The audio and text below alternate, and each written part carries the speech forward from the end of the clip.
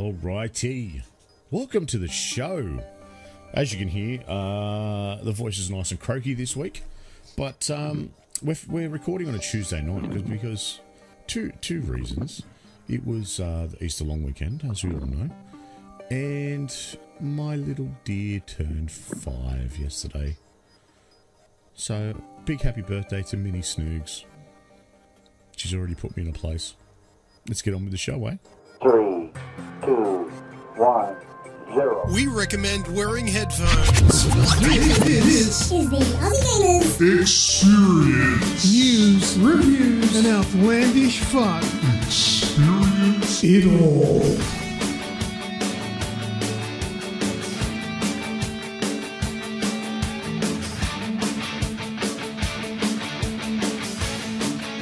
What's up, everyone, and thanks for joining us for episode 254 of the Aussie Gamers Experience podcast. Today is Tuesday, the 23rd of April, 2019. I am your host, Snoogs, and joining me for hosting duties tonight is Grejio. How's it going, bro? How's it going? Oh, Hi.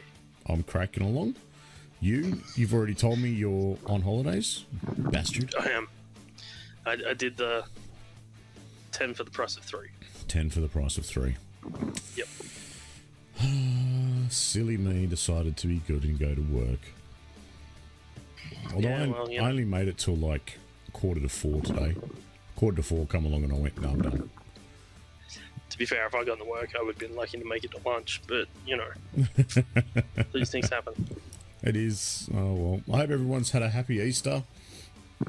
And a salute to everyone, and of course a big thanks to all the Anzacs out there, which will be coming up later this week, but by the time you hear this, it'll have just passed. So Anzac Day always holds a bit of a somber place in my heart, I should say, and a big salute to everyone that's has served, is serving, or is even thinking about serving. Thank you very much. Yeah, anything else been happening, mate? Let me think. I missed out on our beginning chat last week because I turned up late. Oh, right. Yeah, it was. Did you catch up on it? I have. On Sunday? And so you know what happened? Yes. Yep. Vaguely, because I've only listened to it once, and I am probably having more painkillers than I should at the moment. But you get that. And I heard it up to just after I joined in, and yes, I was probably a little bit too loud. Yeah, you did come in a little strong. I may have come in a bit strong, yeah. That's the cost of not doing a sound check. Well, it works. But yeah, no, I don't think anything super has happened this week. It's been a pretty easy week. Just. Well, you know, we've had Easter, so, you know, the kids have eaten chocolate and bounced off walls and gotten sick and, yep, you know, all the things they do on Easter. Had to poke at them with a stick to get them off the roof, yeah. And then to get them off the floor. Yeah. They crash. Come on, get up. Don't want to. But yeah, no, I had a nice time with the family, so, yeah, it's been good. Ah, that's awesome. Well, in the show this week, the Division 2 raid has been pushed. Raising Kratos, smashing Sebastian, Halo has its master, Capcom brings out the big stick, and much, much more. So, what do you say we kick it off, mate? Kick it. Kick it. Into This Week in Gaming. I had a bit of trouble for this one, being that it is a quiet week of the year, you know. Easter sort of falls on as it moves around a bit, but I've gone back to 2013 and a game that I did not play, and I hope you did, because I've gone a bit lackluster with the research on it. Dead Island Riptide. The which? The who did what now? Dead Island Riptide was released this week, 2013.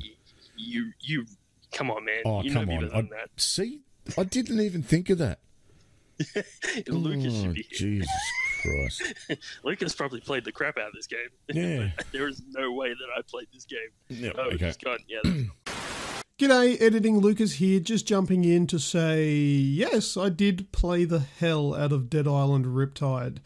One of the better games in the series. Well, there was only, 2? But Dead Island Riptide was awesome. I thought it was a great game. Played it a lot. I played it on PS4, played it on PC. And I still go back to the Dead Island series every now and then. And it's good fun. It's been remastered since on the PC. I don't know about on the console if they did give it the remastered treatment. They may have. But anyway, I think it's a fantastic game. And sorry I didn't make it for the show. I had a headache last night and went for a bit of a lay down, and then I woke up this morning, which is the following day, after about 12 hours sleep that I think I really did need. I had to catch up on a bit. But anyway, enjoying the show so far. Let's go back to you guys. But hey, let's celebrate it. Did anyone on the podcast listen to it? Let me have a look. Let's say hello to them while we're here. It's hey Martikins, hey Radicus, you both here. Martikins remembers it's a buggy mess. A buggy mess, yeah. That's I have heard that. I did read a few little things about it. So it was published by Deep Silver and developed by Techland. It's a first-person shooter, and after the events of the first game, the survivors escape and are picked up by a naval vessel that's an Australian naval vessel that then crashes because they're all drinking beer. Is it the Melbourne? I don't know. Oh, well, might be, yeah.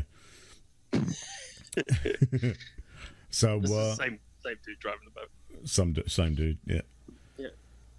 Yeah, so that was released this week in 2013. So, there you go. How about we jump into the show? Into the main meaty bits. Let's get in there. Do it.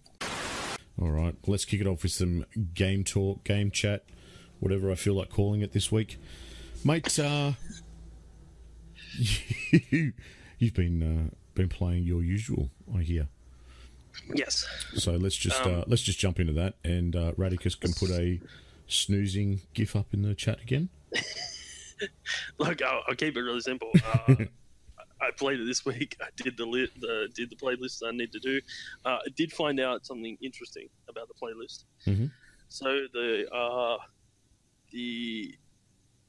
remember the first week I told you about the PvP element, the competitive PvP part you had to do, where you had to actually ranked PvP. Yep. Is probably what I should say.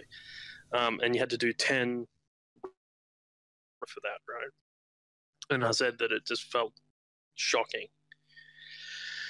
Well, this week I found out that you can spread it out throughout the month, and its completion still counts for all of the weeks.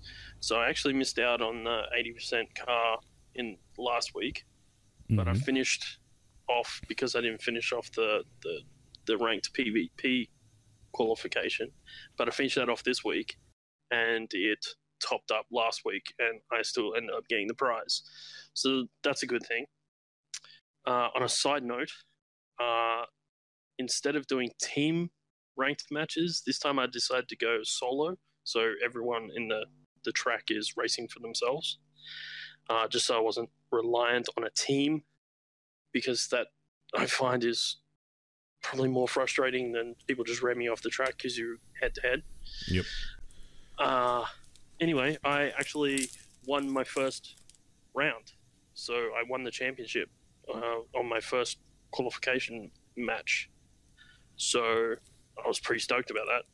So of the 16 or however many races there are, I was numero uno by the end of it.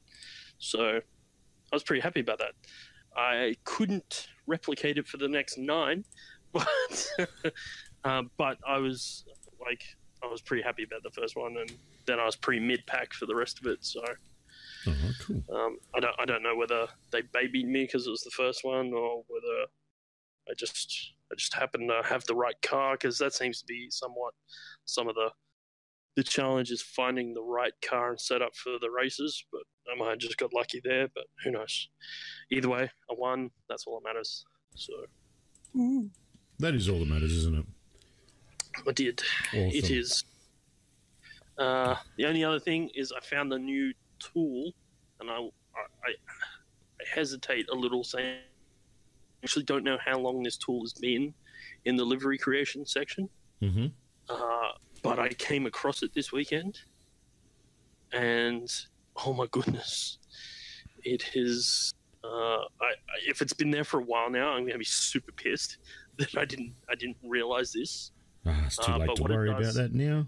You found it. That's all that matters. Clearly, I found it now. But what it does is it can take shapes and create negative space of the shape you create instead of making a positive space. Yeah, that's been there since the beginning. It hasn't been there since the beginning. Are you sure?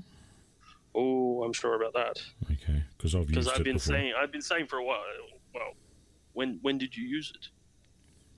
Oh well, I don't even have it installed on the Xbox anymore, so it was a while ago. Well, but you're saying in this Forza, not not previous Forza. Yeah, not in previous ones. No, this one. Yeah, this one. So Forza Horizon 4. Yeah, in the British Isles. Okay. Yeah. Look, I don't know how long it's been there for, but I've only just stumbled across it. It's annoying me if it's been there for a long time. However, I found it. It's actually changed up how I do some of my stuff. I don't have to do it the hard way anymore. I do it the easy way. Saves a few hours on some of the shit that I've done. But yeah, I've already started playing around with it, so super fun. Anyway, awesome. To move on before everyone falls asleep, because look, there's nooses and stuff being hung up, so I get the feeling that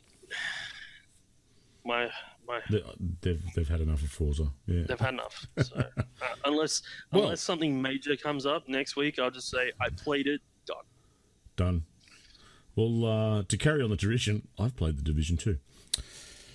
I've actually been rather crook, so I've been having a lot of early nights this week, and so Division 2, I've just got some quick stuff on that.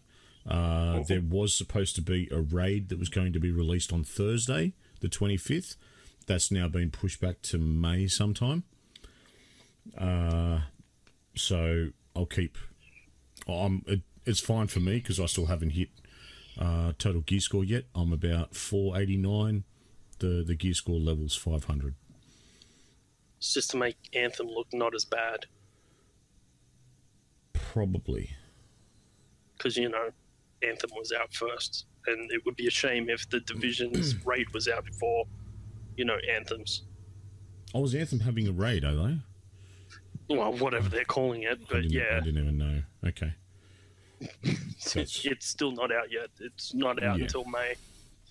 So, okay, well, yeah, the Division 1's coming out in May. It's gotten to the stage now where it is actually quite grindy. I'm not doing a lot of there's an event on at the moment which is like they're calling it an apparel event. So it's all your extra bits and pieces that you can get. That's t-shirts, pants, emotes, all that sort of stuff, and different things for your gun, different skins for your guns, all that sort of jazz. And there's it all sort of ties in with your dailies and your weeklies and all that jazz. But it's getting a little frustrating. It's extremely difficult because I haven't gotten to that 500 mark yet. I haven't put the time into refining the build. So because I haven't refined the build, and where I generally go a bit more of a tanky and skill-based build, at the moment I've had to go a bit more of a glass cannon type build, just because I haven't had the time to tweak everything. And it's very hard to run a glass cannon build when you're a solo player. And even though I've got a decent clan that's quite often, people are on, because I've been crook too, as you can hear, I haven't been talking all that well.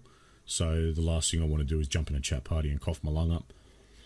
But slowly but surely I'm getting there.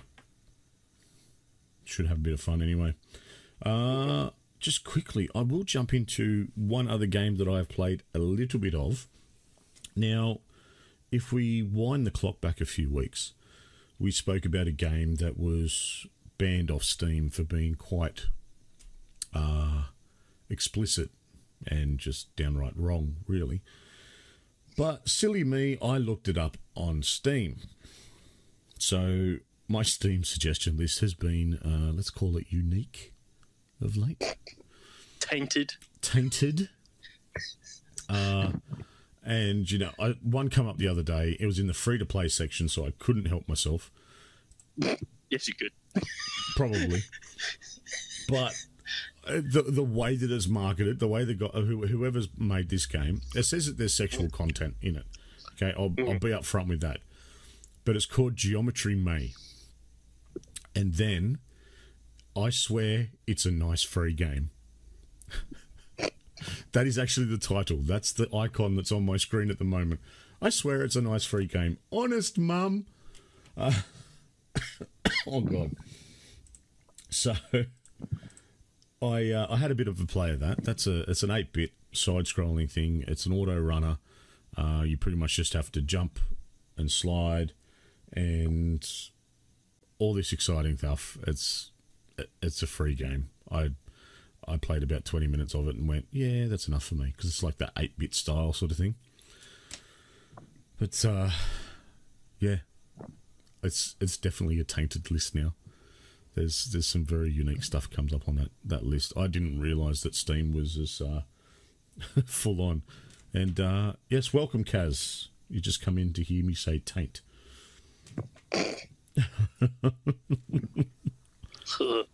He said taint. All right, mate. Fill us in on some Bomber Crew. Bomber Crew. I still haven't tried this. I've downloaded it, but I haven't tried it.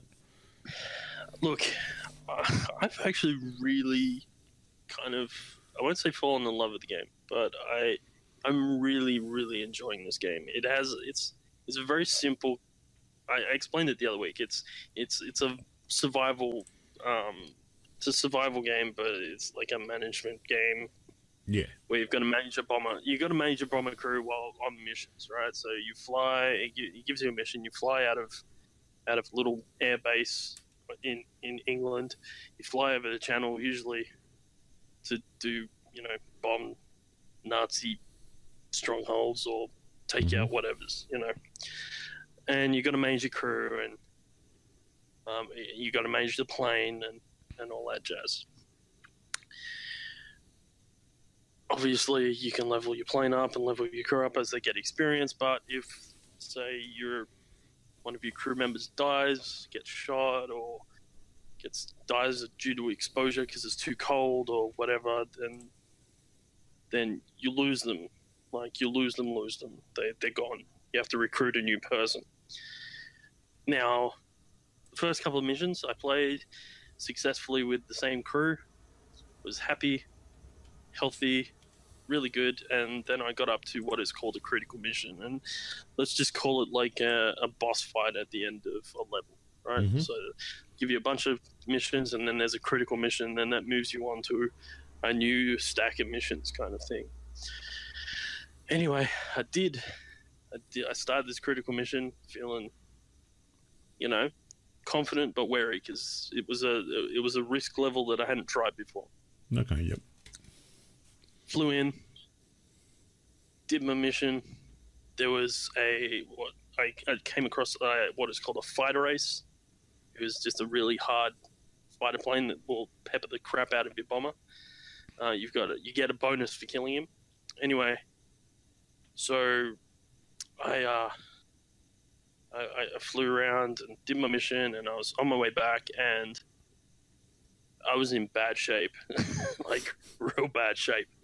I'd lost several crew members in the process. The majority, I'd literally gotten over. I'd gotten over back over the channel, and I realized that I wasn't going to make it back to the airfield. I had my I think my gunner, my engineer, my radio man were dead. I had another gunner that was injured and required first aid assistance, but I'd used up all my first aid gear trying to save other people. Literally, the only people left alive on my plane were the pilot and the navigator. And I knew, like I said, I knew I wasn't going to make it. So I did an emergency landing, which means I pretty much ditched the plane. Nice. Which meant, unfortunately, the dude that required first aid, he was going to die.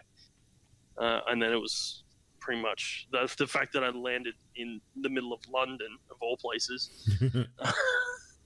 Probably not the best place to ditch, but hey, there's no civilian casualties in this game. So I ditched, and I lost everything except for my pilot and my navigator. So I had to pretty much start from scratch. Recruit all new members of the team. 2 missions later, I lost that navigator. So I've now done 17 missions, 17 sorties, if you will. My pilot is the only original crew member left from that original. Okay. So literally, I spend all my money making this dude give him the most chance. If everything goes pear-shaped, I give him the best chance of surviving, because I'm like, he's my world. Once he dies, I'm probably going to walk away from this game just heartbroken. No. But what I really like about what makes this quite interesting is after that, I realized that I'd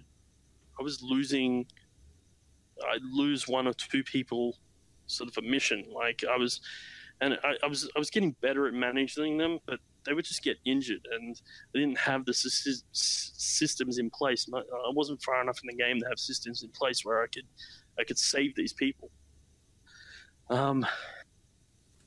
Especially now, looking back, I've gotten further in the game. I'm like, well, I've had this and I had that. I could save them, but I didn't. So I found I was having to recruit, especially gunners. Gunners you lose very easily because they're like obviously the targets that the fighters go for. Because if you can't shoot they're back, exposed, aren't they? Yeah. Yeah, and they're the most exposed kind of thing. I found that I was replacing gunners a lot, and the problem is that when you recruit a new person, they're really weak. So they've actually got more chance of dying than everyone else. And as you're getting harder, these poor dudes, like you're cycling through them, and all of a sudden you actually feel like, oh, hang on, this is just like it was back then. Bomber crews only lasted, maybe 2 or 3 missions. If they lasted longer than that, they were considered aces. Yeah. So, and what really hammers this home is when you quit out of the game, it goes back to a menu. And when you go to load the game, it'll ask you to load. And there's like a little plinth on the main menu, and your current bomber crew is immortalized in these statues on the plinth, right? And their names, all their names are on the bottom, right? But then there's a tab once you first load the game that says Memorial. If you click on that, it's got like a wall, right? Like at the War Memorial. And it's got the names of all your crew members that have died through all your missions. Oh God, no! I don't want to see that. So it keeps a track of them. So I went back and I was like, there's a couple of names in there that I'm like, yeah, I remember you, dude. You were cool. Like I've lost like that navigator. I was really bummed that I lost him. So every time I look at that, I'm like, he's number 6 on the list. I know his position. And then there's a gunner, Bithell, Flight Sergeant Bithell. He's there. I remember him because he was my highest gunner, and he got mowed down hard. Like I lost him in the most tragic way. We had this fighter plane just drop down, sit on my tail, and just pepper the tail. Like he had nowhere to go. He was just. I just watched his life just go from full to dead in like that. Like and I was just like, oh, I've lost him. There's nothing I can do. Like a Top Gunner just had to try and do what it could to try and get him off my tail, but that was it. The tail was destroyed, so he was gone. So look, the mechanics are solid. I really enjoy the mechanics, and now that some of my crew are like skilled enough to have secondary skills. So I have an engineer that can also be a pilot. So he's my backup pilot just in case my pilot dies. And my pilot is a first aid officer. And my radio man is a navigator, and my navigator is a radio man. So they're interchangeable and stuff like that. I've got other engineers to help repair stuff. So having those things like redundancies and especially having multiple people who are engineers, so you can repair stuff, so you don't get just one dude running from one end of the plane to the other, just constantly trying to patch stuff up as you're getting peppered, is good. And some of the bonus skills, like your navigator, once you level up to a certain point, you can create your own waypoints. Whereas you can't, you have to follow the actual mission waypoints. And sometimes that will plow you straight through like flat cannons. So you just get hammered. Whereas once you get that objective, and you also get a radio man who can radio for intel and tell you where all the encampments are, you can start to weave around them. Like, so I did like a high risk mission where I actually did my mission and didn't see any fighter planes until I was actually leaving. And I was almost over the channel. So I just had to defend them for like the last little bit. So I came back with like my plane intact and all my dudes, they were like all still full health. I was like, yes, that's how you do this kind of thing. You found a way through. So I'm also on my fourth plane. And as I said the other day, you can create your own custom liveries for it. There's also some pre-made ones you can add. So I've actually come down to a naming convention where you can also rename what your plane's called. So my second plane was called the Second Bombing. Mm-hmm. My third plane was called the Triple Threat. So you can see what I'm doing with the names here. And my fourth plane, which seems to be the lucky one. I don't want to jinx it, but he is the Whistle Before, which refers to the sound the bombs make before they blow up. Yep.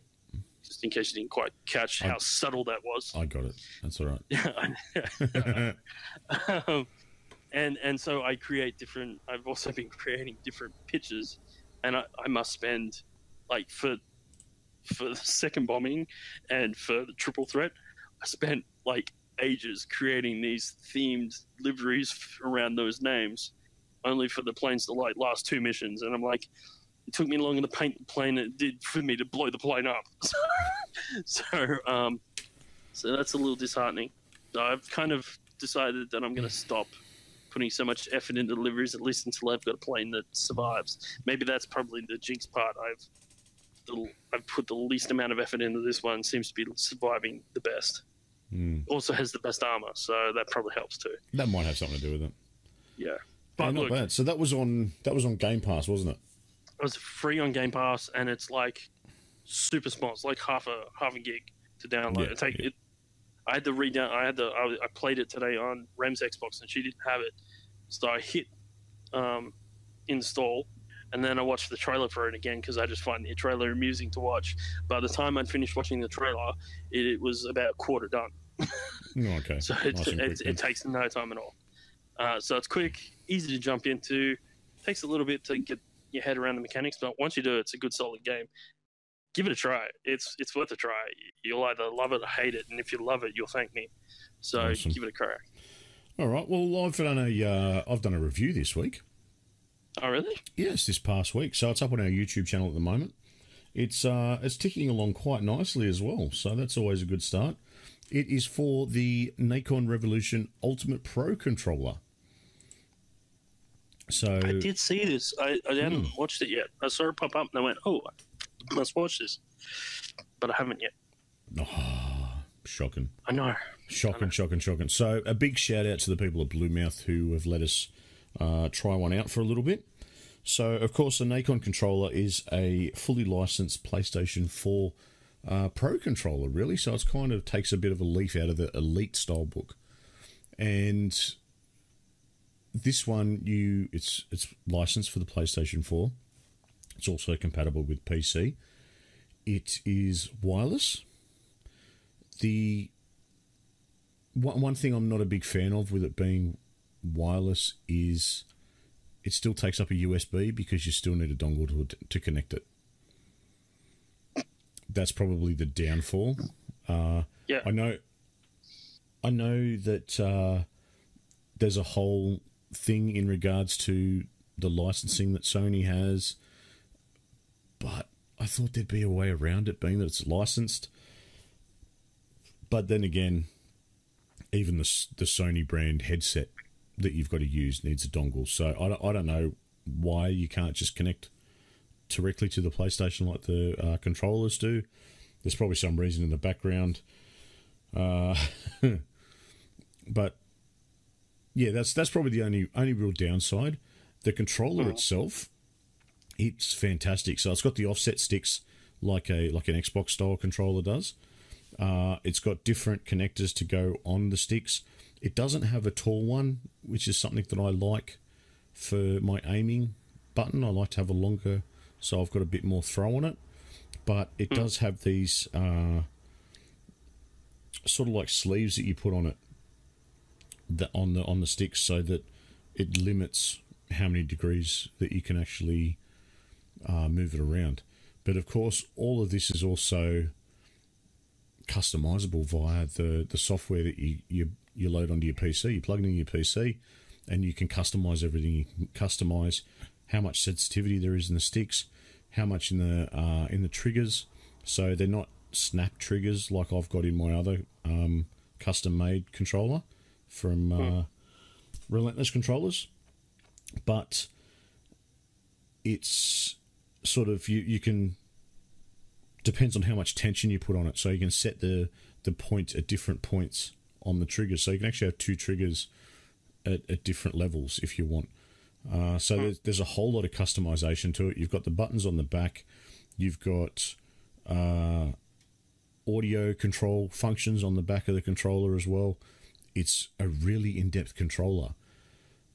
On the flip side of that, I really think if you're not someone that's hardcore, that's really into, having your different macros set up, having your different styles set up, because you can have 4 different profiles set up on the controller itself. So you can have, one for first person, third person, racing, hack and slash. You can set everything up how you want it, and it'd be perfect for someone who's got not only the know-how, but they're that into it, that's what they like. They're very particular about that.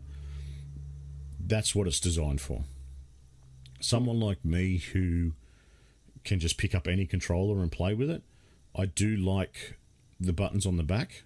That's something that's either with the Elite or my custom controller. That's something that I've gotten used to. I really do like having the buttons on the back. But other than that, there's a whole lot of features there that I'm never going to use. So it's definitely something that's aimed at that sort of hardcore player. But yeah, the review is up on YouTube at the moment. Check out the Aussie Gamers Experience YouTube channel. Martikins has, and he reckons that my dongle looks good on the internet. So that's all right then.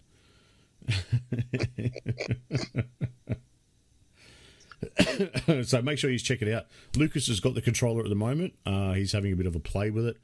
I did get a message from him this afternoon that he's not a fan of the software, so I might have to see what his is doing. The question I was going to ask is, yeah, shoot, go for it.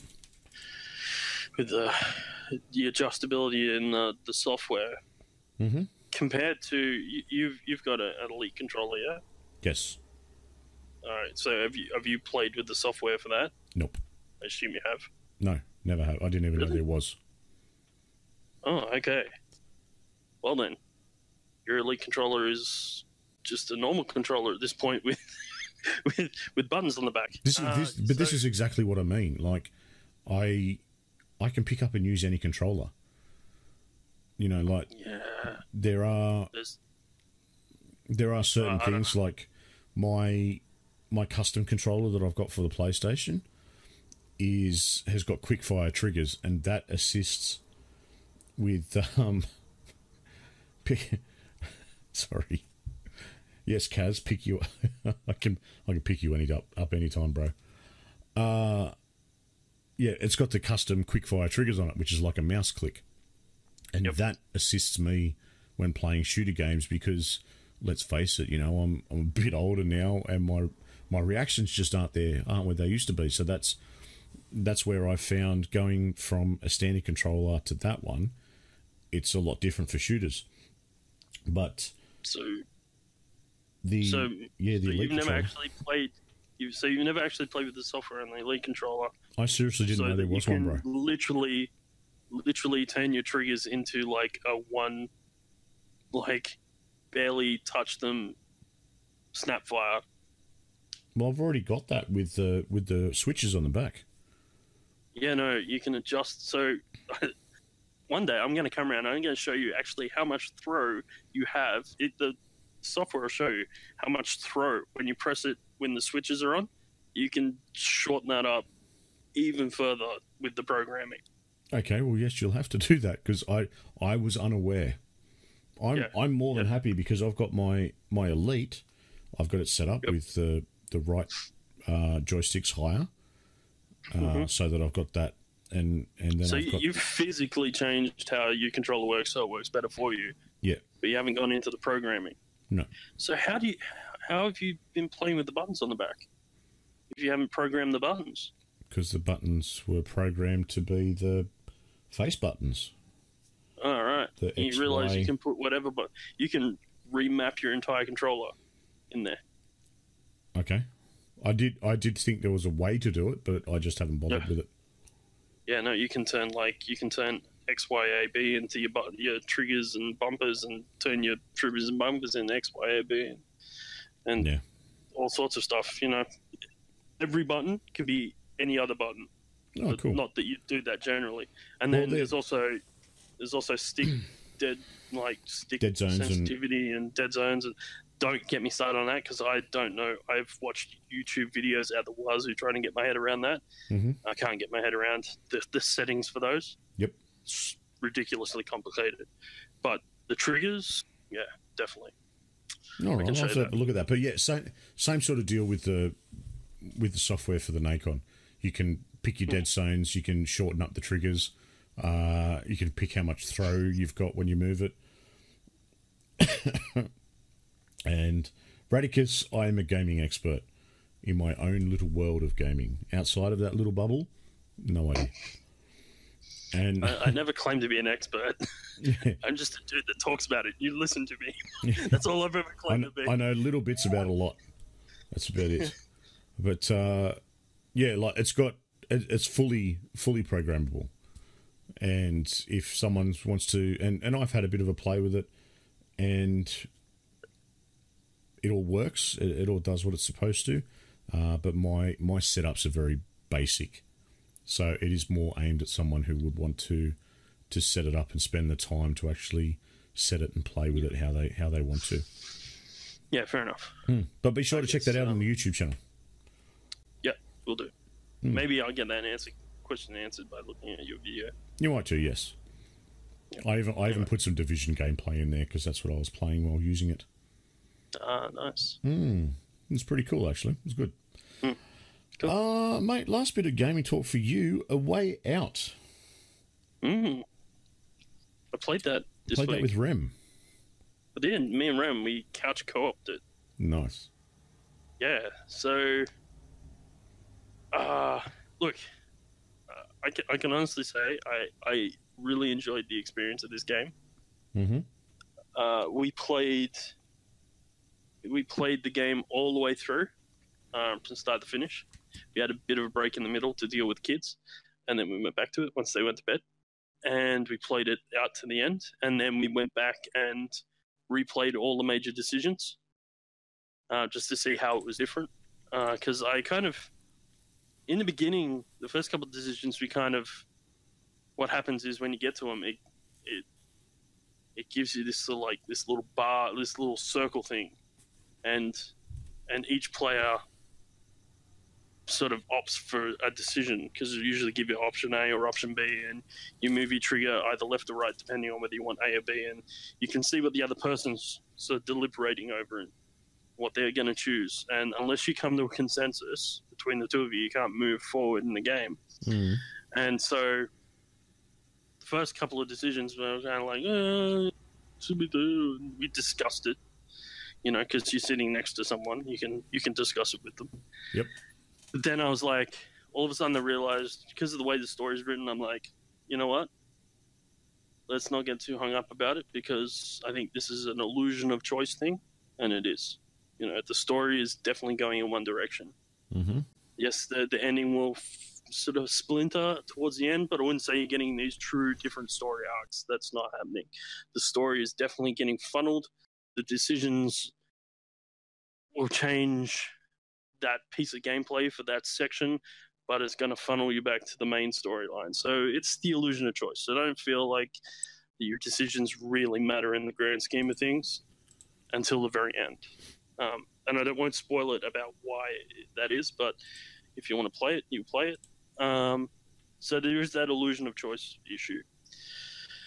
The co-op play is really solid.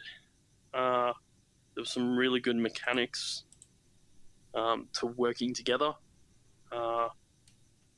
Like everything in this game is pretty much designed where you have to play with the other person.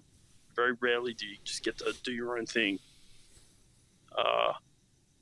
And it works really well. Like there's a part where you've got to walk up a shaft, like a ventilation shaft, and you're back to back and you're climbing together. Yeah, pushing against each other against the wall. That's one thing that I really enjoyed with the gameplay is it seamlessly works together. Yes, you know, and Lucas and I played it, and I have a feeling we couch co-opted as well. Yep. But only got about halfway through, so we put about 4.5 hours into it one night, and have always been one of those. Oh, next time we get together, you know, and have a few drinks, we'll finish it off, but just never happened. Well, see, that's where I was at, because we, like I said, we had a break to go do some stuff, and like, you know, the kids, you know, woke up from their nap, and we had to, you know, be parents, get them through to the end of be parents, and then went back to bed again. And when we had that moment, Rem was like, "So, do you want to finish it or no?" And I was like, "No, let's finish it, because if we don't, I get the feeling we're not going to come back to it," kind of thing. It's one of those things. Find couch co-ops a bit like that. It's fun while you're doing it, but unless you do it all in one hit, you very rarely come back. And the only time you come back is for a new experience. You don't generally revisit old ones. You sometimes do, but not like I've found I don't. Unless there's like a dedicated time for them where you're like, this is couch co-op day, and that's what we're going to do, you know. Anyway, I find after playing through the story, I have a funny feeling. So there's a decision at the end, and it's a little bit conflicting. I have to be honest. Okay. But when you're playing couch co-op, it actually undermines that, because you're both sitting there and you both made decisions together and you both experienced each other's stories. So when you get to that decision, you're like, oh, well, once again, you're weighing this up together, but it's not a decision that you want to weigh up together. And you really shouldn't. Is probably what I'm going to say. So I thought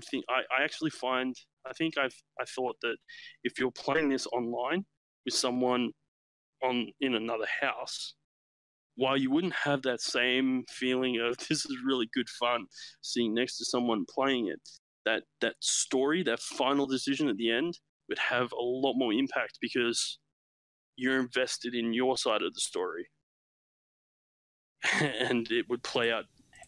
It would be a very interesting. I can't do it now because I've played it. I know the story. I know both halves.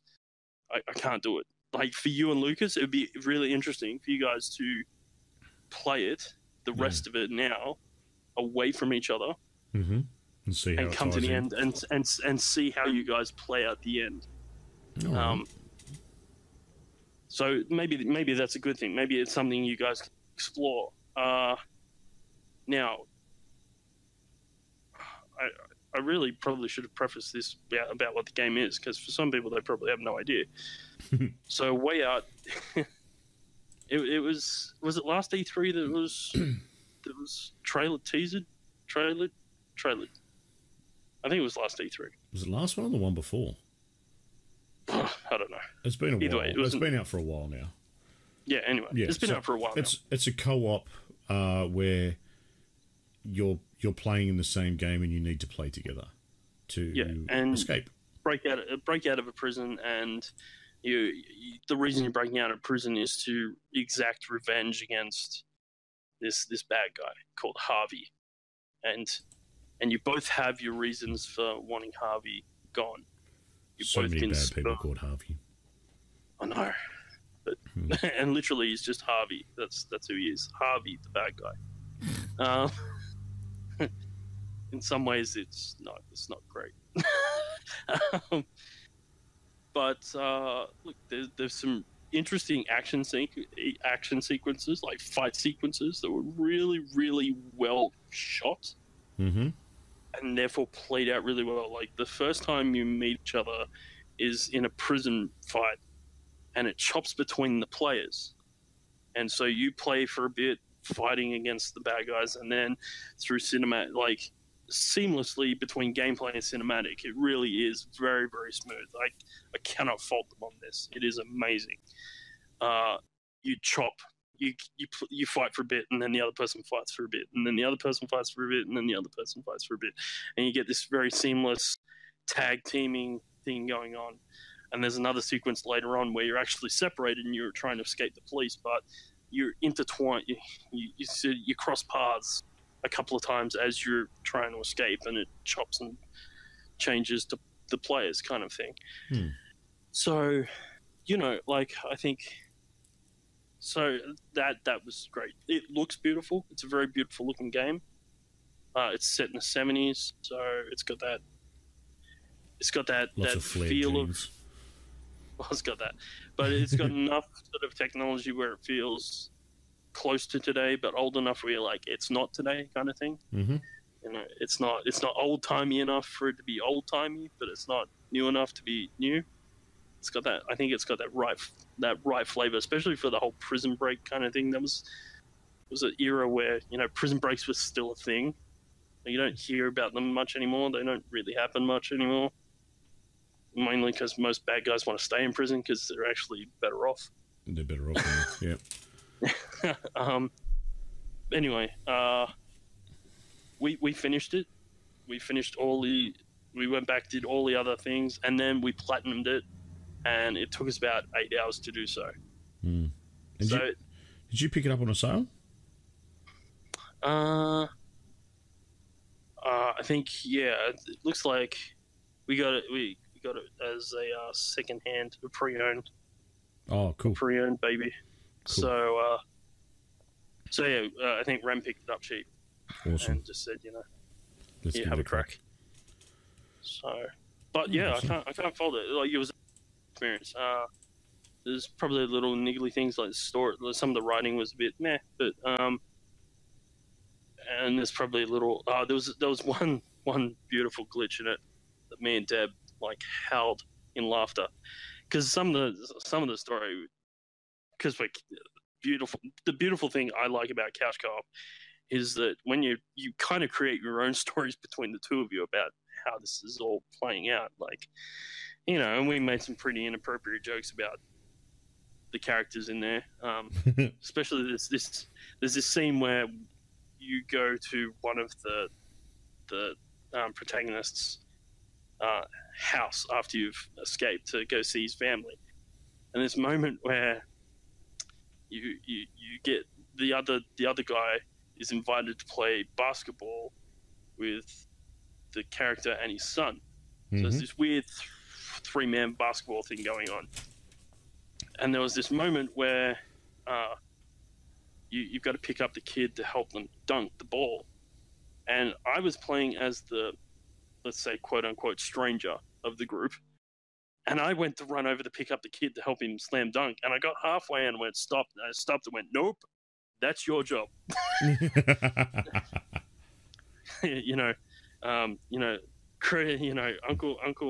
Uncle Vinny isn't, this is no, that's not what Uncle Vinny does kind of thing. This is not what I do. Yeah. This is not what I do. And then all of a sudden, this dude then has to leave and leaves his kid alone with this other guy. And I'm like, and this is where Uncle Vinny comes into his own, Now we're going to play a game and you don't tell your dad about it. Oh, no. Yeah, so we made all these jokes. Anyway, there's another running joke we had where Leo, who's the guy that had the kid, he's really bad with guns. He seems to lose his guns every time he has a gun. It's just like we get through the end of the scene and go, where did he put his gun? Like his gun is now gone. Like he was just constantly losing guns, right? Anyway, you have to do a crime together. And at the beginning, you get to choose who has the gun. And of course, I was like, give Uncle Vinny the gun, because now he's now affectionately known as Dirty Uncle Vinny, because I had to tell you that part of the joke, so you got this part of the joke. So Uncle Vinny, we're like, all right, you have to give Uncle Vinny the gun, because we know Uncle Leo's just going to lose the gun as soon as we do the crime. So anyway, we do the crime. Uncle Leo may just actually steal a gun through the process of, the crime. And then when we finish, the only person left with a gun is the original gun we have. So once again, Uncle Leo lost this gun. There's another part where he threatens someone with the gun, and then he puts it down on the table. Once we're finishing and we get to a cutscene at the end of the process, we walk away, and when he walks away, he leaves the gun on the table, right? So me and Deb are howling, laughing, going, once again, Uncle Leo's left his gun behind, right? Anyway, as part of the cutscene, like he's now like long distance away from this gun, right? I promise. It's like the next scene, and he's like some distance away. There's no way you could just walk back and get the gun. Let's put it that way. He starts talking, and as he's talking, he pulls the gun out of his jacket, and we're like, now we get it. Uncle Leo has a magic gun. Doesn't matter where he puts it, he will always just pull it out of his pocket. It's always there. And so, I mean, it doesn't sound funny when I'm telling it, but me and Deb, we just rolled around laughing about these in-jokes we had about Uncle Leone's losing his gun, and Dirty Uncle Vinny always trying to touch up Leo's son, and it was hysterical. Awesome. And I guess whatever we lost, the end part we gained through, and like I said, that's why I love Couch Co-op. It's so much fun. So awesome. All right, mate. Well, that's it for Game Talk. Let's jump into some news. All right, news this week. We've had a couple that we've doubled up on, which is always really cool. Means there's some good stuff out there. So, mate, I'll throw it over to you because my voice is giving out. Spider-Man's Easter egg. Ooh, the sneaky ones. All right. So today, not today, during the week, one of the lead, I think it was the lead devs who created Spider-Man, tweeted out about an Easter egg that up until now no one had found.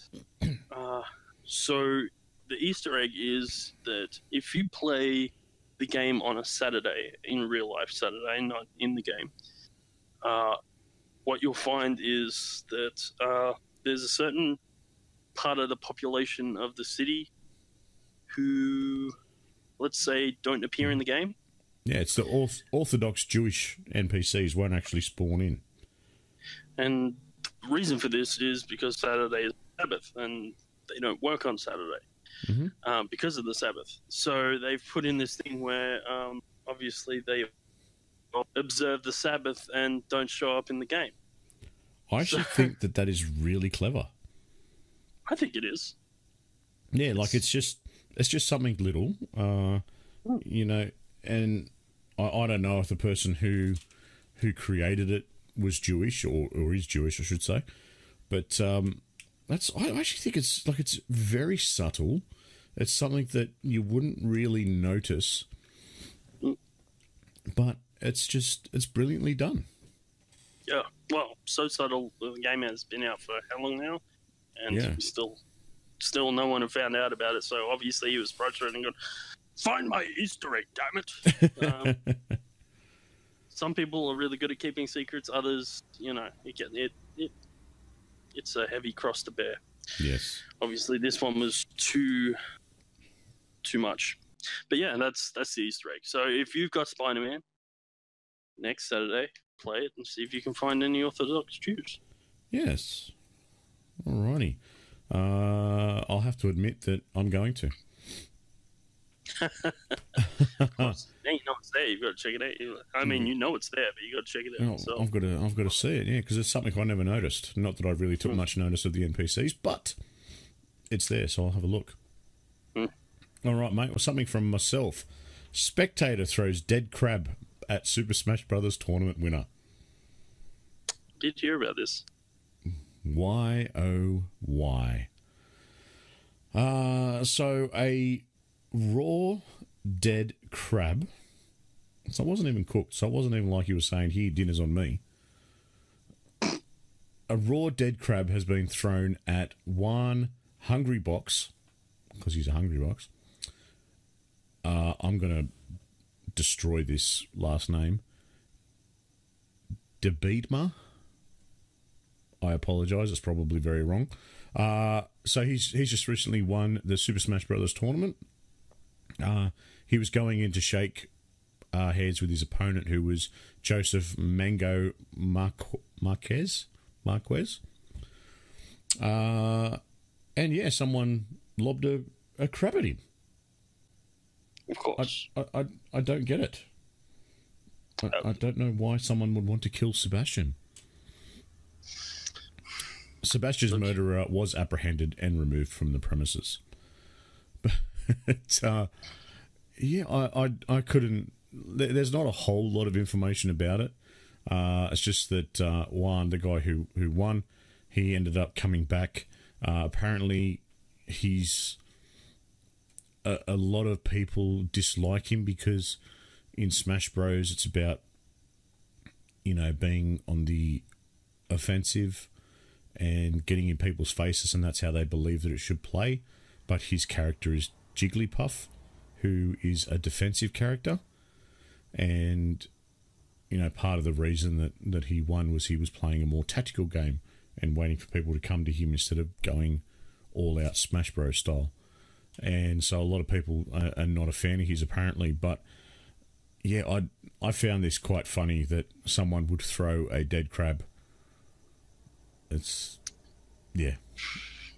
I mean, something different. Yeah, it's something different to bring to the.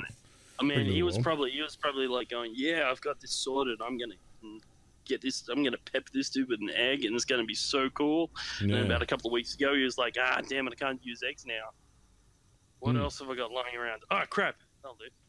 Maybe Juan's allergic to seafood. I don't know.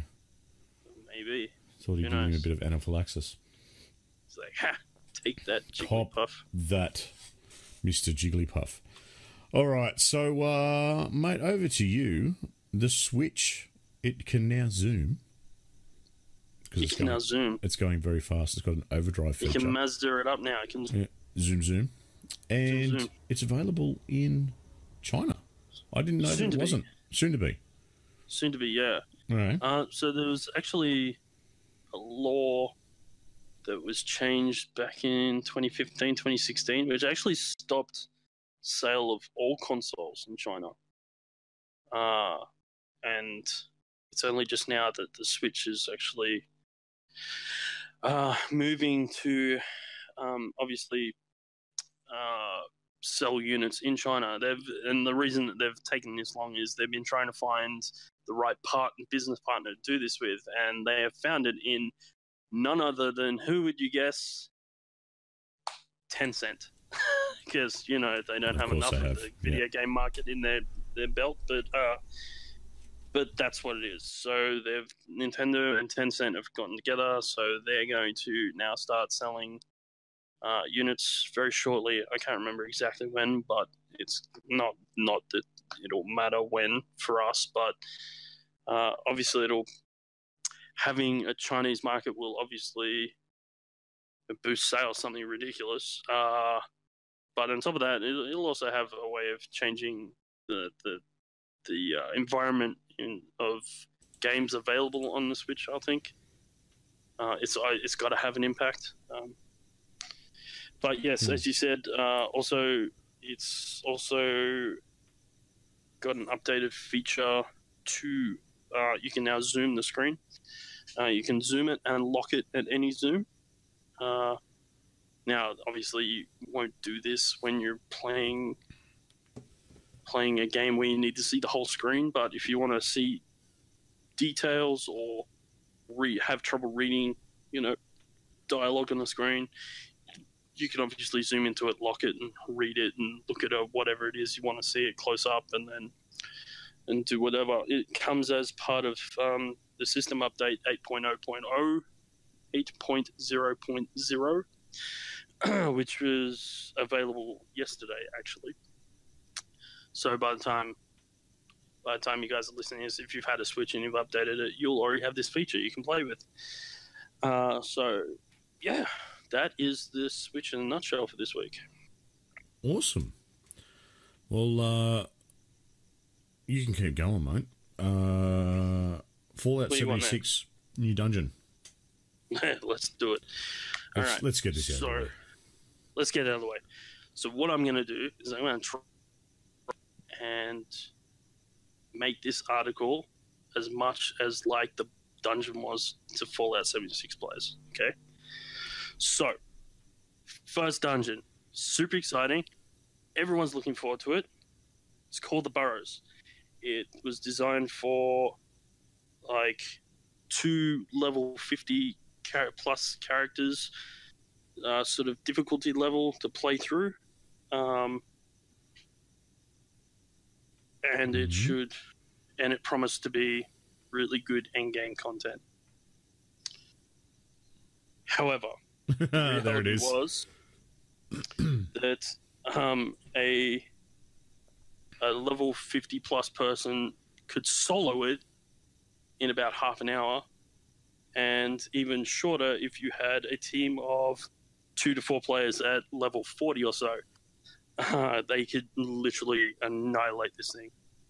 And it literally had no new lore, so to speak, not much in the way of loot, and was just generally disappointing, especially compared to some of the other stuff they've brought out of late. They've really... Some of the Wild Appalachia stuff has been... The community has really grabbed onto it and said that this is a good step in the right direction. Mm-hmm. It seems like Bethesda has actually put some effort into this, and then they brought out this, and it feels very bland and very nothing. So that's a shame. Okay. So, yeah. Oh, anyway. All righty. Well, Master Chief TV series, or the Halo TV series, I should say, is coming soon. They've started shooting it. Can you believe? And they have found their Master Chief. Coming in at 6'5" inches is Pablo Schreiber. Why did I say 6'5"? Because the Master Chief is 6'10". So he's actually up there and pretty close to what needs to be. Pablo Schreiber, you probably won't... Well, a lot of people might not know the name, but would know the face. He's done a lot of TV series over the years, including American Gods just recently. He's also just recently starred in Skyscraper with The Rock, and a movie that I enjoyed way more than I was expecting to, called Den of Thieves. Okay. Yeah, with old mate, 50 Cent in it. Yeah, so I'm looking forward to seeing what he can do. He's got that sort of that gruff sort of style about him. I think it'll work pretty well. So after the show, I might put a picture up. I'm looking at him now. Yeah, so it's now. Yeah. Oh, there you go. Kaz is he's on a few episodes of Law and Order, Orange is the New Black, and he is in The Purge. Awesome. Yes, I now know. Yep, Orange is the New Black. I now recognize him. Yep, cool. He is a tall dude. Yeah. So keep an eye out for some more information. We still don't have release dates or anything. I think it's an eight episode series that's been requested at the moment, and more info will be coming soon. Interesting. Alrighty, mate. Capcom's Fightstick. All right. Let's begin. All right, so there's a plug-and-play console similar to all the minis that are coming out. It's called the Capcom Fightstick. It has got 6 arcade games in them. These include... Hold on. Go back and start that again, because you just flared out really weird. Okay. Take 2. Yep. All right. Now I got to collect my thoughts. Sorry. All right. So there's a new plug-and-play console coming out. It's called the Capcom Fightstick. It's along the lines of all the other minis that have come out. Only it's not very mini. It's almost the size of a actual arcade console with 2 sticks and 12 buttons and all that jazz. And it contains 16 classic 90s arcade games, which include 1944 The Loop Master, Alien vs. Predator, Armored Warriors, Capcom Sports Club, Captain Commando, Cyberbots Full Metal Madness, Darkstalkers The Night Warriors, Echo Fighters, Final Fight, Ghouls and Ghosts, Giga Wing, Mega Man The Power Battle, Pro Gear, Street Fighter 2 Hyper Fighting, Strider, and Super Puzzle Fighter 2 Turbo. There is a lot of cool games in there. So is it like an upright, like a full arcade machine, or is it just? No. It's just. So imagine like a box. 2 Xboxes next to each other. Nah, no, it's not even like that. It's. So you remember the sort of the width of like an arcade machine where you've got like the 2 sticks, and the buttons, right? So imagine if you just cut that panel out, right, and then gave it enough depth to hold all the mechanisms for it. Yeah. And obviously the hard drive with all the games preloaded into it, which is, a USB stick. Is this genuine? And this is genuine. By Capcom? And I'll get to that in a second. Okay. But essentially, and then imagine that box is cut out in the shape of the Capcom logo. So it's literally a box the shape of the Capcom logo with 2 sticks and 12 buttons. And you just plug it in via a USB or a HDMI or whatever to your TV and literally just start playing. All right. So it's being made by Koch Media, who are part of THQ Nordic. Yeah. And there's a little bit of controversy about it. I mean, it's coming. Like it's not going to be cheap either. It's about €300. It's what's being advertised at, which is $365 Australian. So it's not cheap. So the controversy around it is, to make these games work, they obviously got to run an emulator. No biggie, except for the fact the emulator they are using, called FB Alpha, which is an open source emulator. And they've licensed to use the emulator, except the terms of the license, whoever uses this, because you can just download it. You can download it, use it, as long as you abide by the license agreement, is that it cannot be used to essentially gain a profit from using it, because the people who created aren't charging for it, because so therefore if they're not making a profit off their the item, neither should you. Is, I guess, the argument about why they created that in the licensing. But so that's a little sticky. It gets stickier when you delve down into it, and obviously, Koch Media have licensed it, and one of the head creators, the developers of FB Alpha, have actually come and said, no, it's all good. We've given them the license for them to use it on Capcom's home arcade system.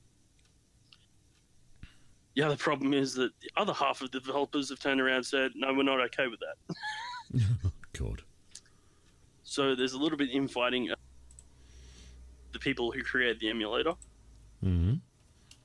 And then if you want to delve down a little bit deeper, the emulator is actually created, and the reason it's being used is actually a really good emulator. It's actually renowned for being really good on its fast pickup load times and play times, and it's really good. And the reason for this is it's taken two previous emulators that have been made, kind of mashed them together and given them a better interface. And they're really well known ones. One would be MAME, which a lot of people in arcade world would know, because just about anyone that's created like their own arcade machine in like the last 10 years has probably used MAME as the emulator. It's a name I know, yeah. Yep. And the other one is Final Burn. Mm-hmm. Now, MAME is completely open source and is, under its license agreement, is good for commercial use. However, Final Burn is not. It is still based on you cannot create you can't use it for commercial purposes. So because even FB Alpha isn't exactly its own entity, the licensing agreements of the other two emulators that used to build this also come into play. So this is where it gets all a little bit weird. And I'm pretty sure unless one of the developers of said emulators takes Koch Media to court over it, I think it's just gonna go ahead. Like they've already there might be something in the background too. Yeah, and there might be something in the background where Koch has sort of said, "Look, we'll pay you X amount of dollars to use it on our system, and we'll license it. We'll advise that you've used it." And it seems that the development team are split on whether that's okay or not. Yeah, they'll have to come around that, but it seems like regardless of what they're doing, Koch are moving forward. So, so yeah, if you're a super Capcom fanboy, then cough up the 360 odd pennies that it's going to cost you. Yeah, so it's just over $360 locally. Yep. Well, that sounds like fun. Look, there's some really good games. Like Alien vs Predator was a mad side-scrolling beat-em-up shooter thing. Echo Fighters. I'm pretty sure amazing. that there's a company in South Australia, if I remember correctly, and I think it maybe even Radicus might be able to confirm it for us. Company that was making these things that were exactly the same. So it's a rectangle box that you sit, two of you sit next to each other. You sit this box on, and it's got a cord that comes out the back for the power and a cord that goes to the TV, and it's got two joysticks and buttons on it. Difference was, it was about the same sort of money, but it had like 1,000 games on it. Yeah. Because it was running, it was obviously third party. It was, I don't know how the licensing or anything works, and it's obviously a grey area, but it was a full emulated system it's doing exactly the same thing as this Capcom's one's doing. Yeah. Well, look, and there's people will sit there and go, why? And the reason that it's using two different emulators, why it's using MAME and Final Burn, is because there's like two different eras of games here, and they require two different emulators to run, whereas FB Alpha is taking the best of both, and so you can run one emulator, run all those games. So there's another reason why it's such a good emulator and why they're using it. So cool. All right, mate. Well, on to the last bit of news, and I'll let you take the lead on this one again because my throat's killing me. Anyway, sure. Raising Kratos. So Corey, what's his name? Bartlog. Barlog. Yes. It's they've created a documentary around it. So around the way that they've reinvented Kratos, and it's called Raising Kratos.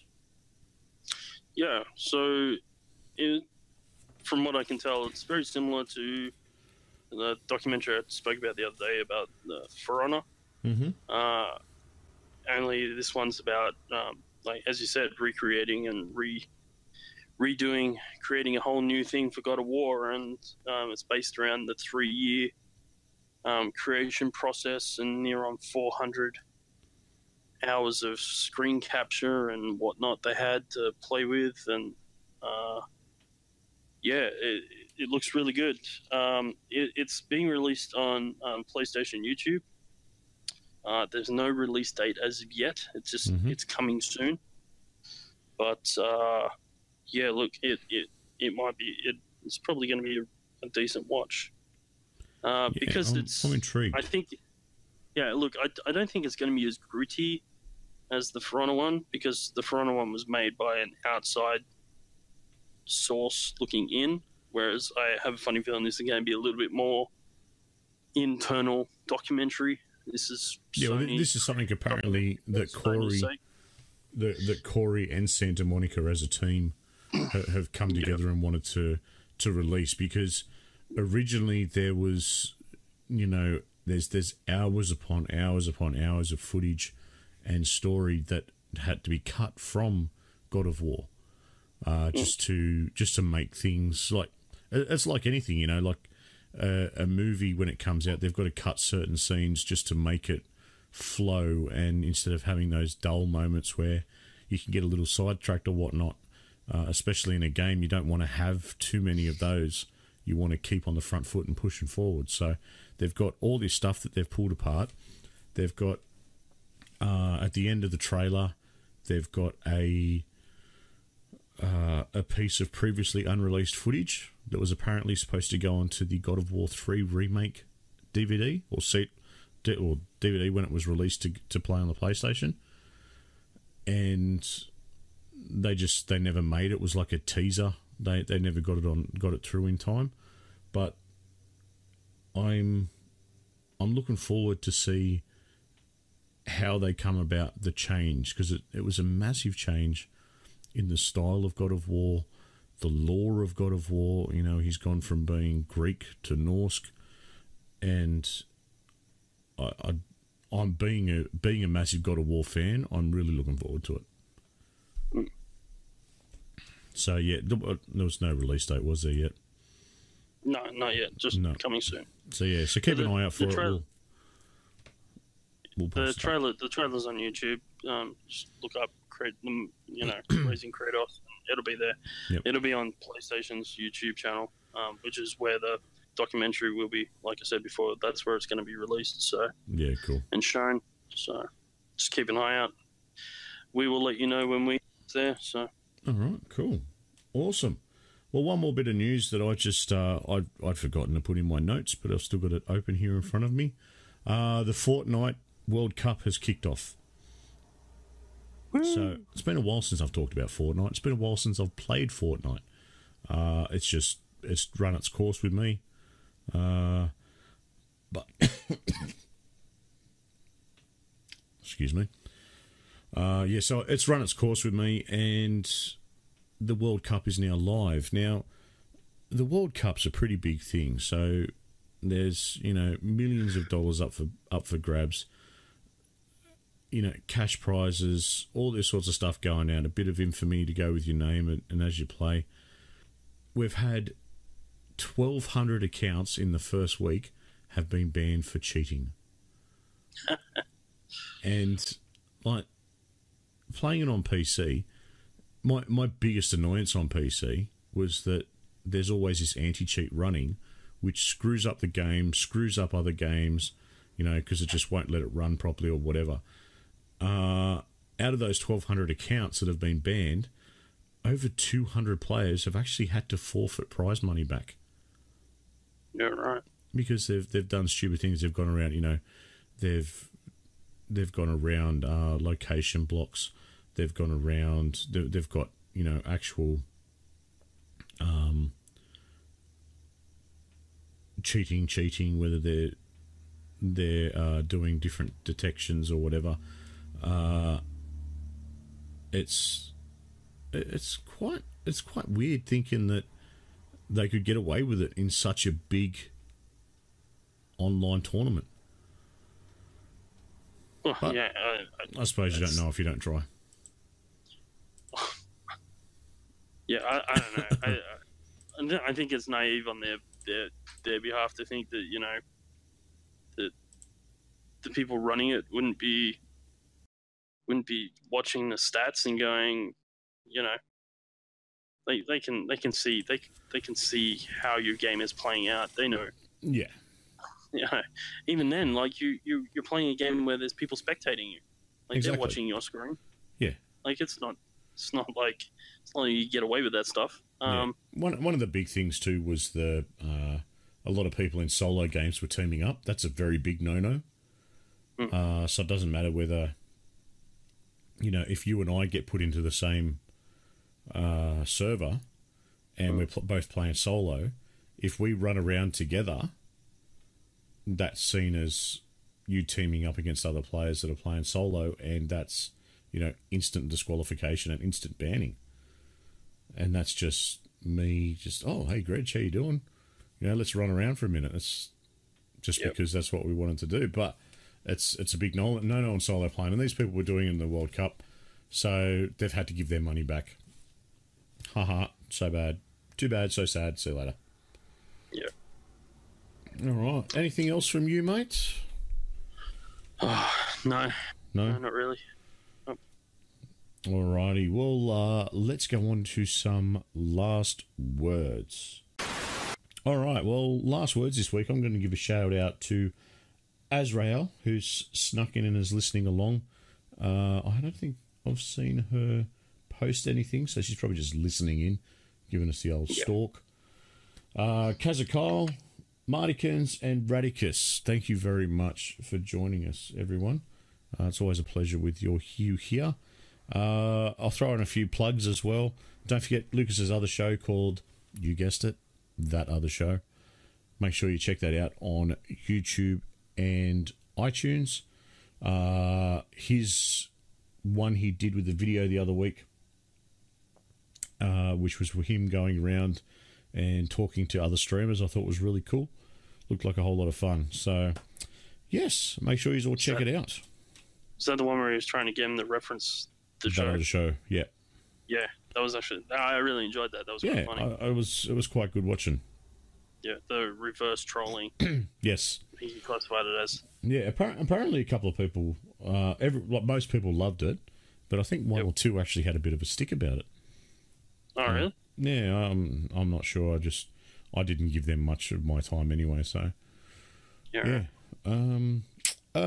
Check on over on Twitch, Aussie Gamers TV, Lucas doing lots of streaming over there, and of course Snooger Vision for me. Best place to follow you, Grejio, is Grejio XPL over on Instagram. Yeah. Plus, of course, all of the stuff that we put up on the Aussie Gamers Experience Facebook page and our Discord channel. Any last words from yourself, mate?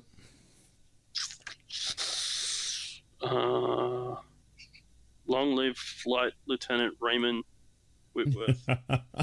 No, do that. Sorry, Flying Officer Raymond Whitworth. All right, well, that's it. We'll close out the show. So a big thank you very much to everyone that has listened to the show, and especially to those that are listening this far along. Of course, another super special thanks to our live listeners, chatting away and being a bunch of lunatics in there. That's always a good time. Greg, as always, bro, thank you for coming to keep me in line. My pleasure. Giving me someone to talk to. Yeah. Well, to talk back, I could talk to the other guys, but I'd just be talking to myself, really, because no one would answer. Lucas, bit of a shout out for all the editing and everything you do in the background. To all of our listeners, feel free to continue any of the topics that we've discussed on this show on our Facebook page or Discord channel. Don't forget to leave us a review or comment on your preferred listening platform. Links are in the podcast show notes and description. That's all from me. Yeah, the podcast host with the most. We're going on a holiday. That's all from me. As always, I've been Snoogs. And I have been Grejio. See us. Ooh, okay, that's the end of this week's podcast. And if you found yourself shouting at your speakers in disgust or maybe even in pleasure, make your way over to our Discord server and make a comment in the appropriate channel. Failing that, you can also have your say over on our Facebook page, or you can just tweet at us. Searching for the Aussie Gamers Experience will usually lead you in the right direction, but you could just use the set of links that are in the show description. This podcast is available through Spotify, Apple Podcasts, Stitcher Radio, iHeartRadio, and plenty more. Thank you very much for listening, and we hope to see you on the next episode of the official podcast of the Aussie Gamers Experience.